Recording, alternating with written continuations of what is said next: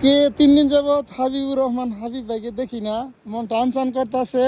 তা আজকে মানে দূর থেকে দেখলাম এখানে বসে আছে। আগে ভাইয়ের সাথে কথা বলবো, আসছি যে ভাইয়ের কি অবস্থা আগে জানি। কি ভাই, আগে পানিটা ধরেন ভাই, আমি জানি তুমি সৌদি প্রবাসী ভাইয়েরা আগে পানি ধরেন।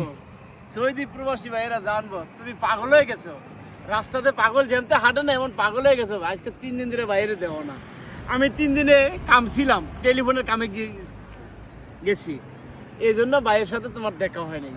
অনেক আমি দেখছি যে পাগল যেমন পাগল রাস্তা জানতে এইভাবে হাঁটে, এইভাবে হাঁটাছুটি করছো তুমি, যে ভাইয়ের সাথে দেড় সাক্ষাৎ করে আসি, তখন বাইরে দেখলাম। আচ্ছা ঠিক আছে, তাহলে এখন তুমি